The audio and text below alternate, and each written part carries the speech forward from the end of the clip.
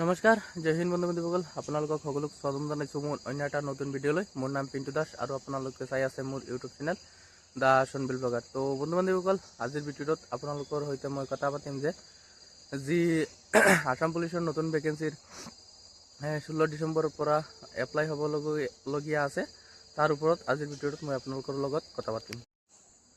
যে হাইট কিমান লাগিব, চেষ্ট কিমান লাগিব আৰু ৰানিং কিমান টাইমত কৰিব লাগিব, লগতে লং জাম্প কিমান মাৰিব লাগিব আৰু লগতে চেইন আপ কিমান মাৰিব লাগিব আৰু ৰিটেনবোৰ কিমান মাৰ্কত হ'ব, ফিজিকেলৰ টোটেল মাৰ্ক কিমান থাকিব, তাৰ ওপৰত আজিৰ ভিডিঅ'টোত কথা পাতিম। তো বন্ধু-বান্ধৱীসকল, ভিডিঅ'টো আৰম্ভ কৰাৰ আগতে আপোনালোকক কৈ দিছোঁ যে আপুনি যদি মোৰ চেনেলটোত নতুনকৈ আহি আছে তেনেহ'লে চেনেলটো ছাবস্ক্ৰাইব কৰি দিব আৰু লগতে ভিডিঅ'টো লাইক কৰি শ্বেয়াৰ কৰি দিব। তো বন্ধু-বান্ধৱীসকল, আপোনালোকে দেখি পাইছে এইটো হ'ল এই আমাৰ এডভাৰটাইজমেণ্টটো আৰু ইয়াতে লিখা আছে যে টোটেল পোষ্ট কিমান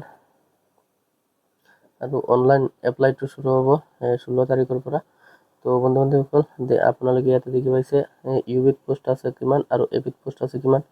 এবিত পোষ্ট হ'ল 663টা আৰু ইউবিৰ পোষ্ট হ'ল 1052টা। টোটেল পোষ্ট হ'ল 1715টা আৰু ইয়াতে ৰিজাৰ্ভেশ্যন কোটা আছে OBC MOBCৰ কাৰণে 27% আৰু 3 টাইপ লোকৰ কাৰণে 3%, SCৰ কাৰণে 7%, STৰ কাৰণে 10% আৰু STHৰ কাৰণে 5%।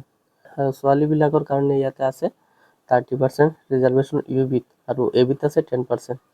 তো বন্ধু-বান্ধৱীসকল, যিহেতু 16 তাৰিখৰ পৰা এই অনলাইন এপ্লাইটো শুৰু হ'ব, তো আপোনালোকে দেখি পাইছে যে কেনেকুৱা আপোনালোকে এই এপ্লাই কৰিব আৰু লগতে কি কি ডকুমেণ্ট লাগিব আৰু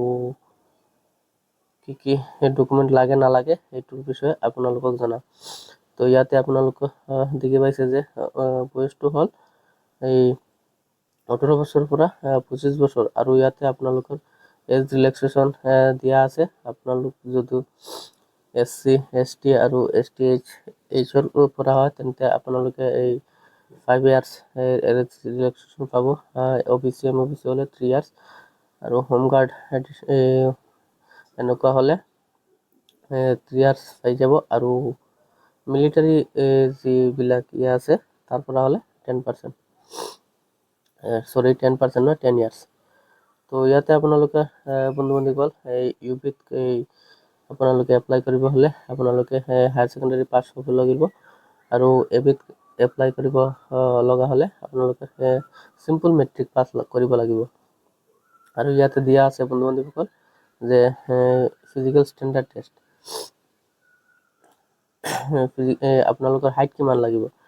আপুনি যদি জেনাৰেল OBC MOBC SC হয় তেন্তে হ'লে আপোনাৰ 162.5 সেণ্টিমিটাৰ লাগিব আৰু ফিমেল হ'লে আপোনাৰ 154 সেণ্টিমিটাৰ লাগিব আৰু STP আৰু STH হ'লে আপোনাৰ মেলৰ লাগিব 160 সেণ্টিমিটাৰ আৰু ফিমেলৰ 152 সেণ্টিমিটাৰ আৰু আপোনাৰ চেষ্ট লাগিব ইয়াতে জেনাৰেল SC MOBC ST SCৰ সকলে কাৰণে মিনিমাম 80 সেণ্টিমিটাৰ লাগিব আৰু আপোনাৰ 5 সেণ্টিমিটাৰ ফুলাব লাগিব আৰু STHৰ কাৰণে 78 সেণ্টিমিটাৰ আৰু প্লাছ 5 সেণ্টিমিটাৰ ফুলাব লাগিব। তাৰ পাছত আপোনালোকে ইয়াতে দিয়া আছে যে বন্ধু-বান্ধৱীক দেখিব পাৰিবা এই মেডিকেল ষ্টেণ্ডাৰ্ড টেষ্ট কেনেকুৱা হয় ইয়াতে দিয়া আছে, কি চাব ইয়াতে লিখা আছে বন্ধু-বান্ধৱীসকল। আৰু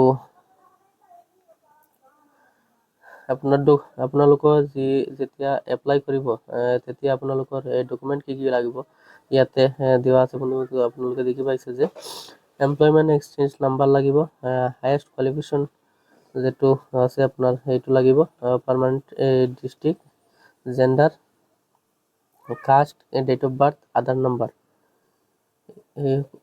যেতিয়া আপোনাৰ এপ্লাই কৰিবা তেতিয়া এইবিলাক লাগিব, কি লাগিব ইয়াতে দেওয়া আছে আৰু ডকুমেণ্ট কি দেওয়া আছে ইয়াতে লিখা আছে বন্ধু-বান্ধৱীসকল। ডকুমেণ্ট সকলোবিলাক লাগিব মেণ্ডেটৰী। ডকুমেণ্ট আপোনাৰ লাগিব পাছপোৰ্ট চাইজ ফটো এটা, আৰু ইয়াতে দেওয়া আছে যে মানে কিমান KB হ'ব লাগিব। ডিজিটেল ফটো সিগনেচাৰ এটা লাগিব। সাৰ্টিফিকেট লাগিব আপোনাৰ, এডমিট কাৰ্ড সাৰ্টিফিকেট, HSLC ইয়াতে দেওয়া আছে আপোনাৰ কি লাগিব। পাছ সাৰ্টিফিকেট এণ্ড মাৰ্কশ্বিট লাগিব ক্লাছ 10-ৰ, পাছ সাৰ্টিফিকেট মাৰ্কশ্বিট লাগিব আপোনাৰ এই হায়াৰ ছেকেণ্ডাৰীৰ, আৰু এমপ্লয়মেণ্ট এক্সচেঞ্জ ৰেজিষ্ট্ৰেশ্যন কাৰ্ড লাগিব। আপুনি যদি কাষ্টৰ হয় সেই কাষ্ট সাৰ্টিফিকেট লাগিব। আৰু ইয়াতে দেওয়া আছে বন্ধু বান্ধৱীসকল, এইটো হ'ল হোম গাৰ্ড এনেদৰে। আৰু বন্ধু বান্ধৱীসকল ইয়াতে দেওয়া আছে যে প্লেচ ফৰ ৰিক্ৰুটমেণ্ট টেষ্ট। ৰিক্ৰুটমেণ্টটো কেনেকুৱা হ'ব, ফিজিকেল এফিচিয়েঞ্চি টেষ্ট হ'ব প্ৰথমে, PT যিটোক মেডিকেল এক্সামিনেশ্যন কয় সেইটো হ'ব, তাৰ পাছত হ'ব PST, আপোনাৰ ৰানিংটো হ'ব, তাৰ পাছত হ'ব ৰিটেন টেষ্ট, ৰানিং কোৱালিফাই কৰিলে আপোনাৰ কাটঅফত নাম থাকিলে তাৰপৰ হ'ব ৰিটেন টেষ্ট, তাৰ পাছত অৰাল ভাইভা, তাৰ পাছত হ'ব ফাইনেল মেৰিট। তো বন্ধু বান্ধৱীসকল এইটো আছিল আজিৰ ভিডিঅ'টোত যি এপ্লাই প্ৰচেছটো আছিল আৰু ডকুমেণ্ট কি লাগিব এপ্লাই কৰোঁতে। তো বন্ধু বান্ধৱীসকল আপোনালোকক ভিডিঅ'টো কেনেকুৱা লাগিছে কমেণ্ট কৰি জনাব নাপাহৰিব, আৰু লগতে আপুনি যদি মোৰ চেনেলটোত নতুনকৈ আহি আছে তেনেহ'লে চেনেলটো ছাবস্ক্ৰাইব কৰি দিব। আৰু আপোনালোকৰ কাৰণে মই এটা নতুন ভিডিঅ' লৈ আহিম আগতে যে কেনেকুৱা আপুনি এই 32 মিটাৰ ৰানিংটো কৰিব, আৰু কিমান টাইমত কৰিলে কিমান মাৰ্ক পাব, আৰু লগতে লং জাম্প কিমান মাৰিব লাগিব, আৰু কিমান মাৰিলে কিমান মাৰ্ক পাব।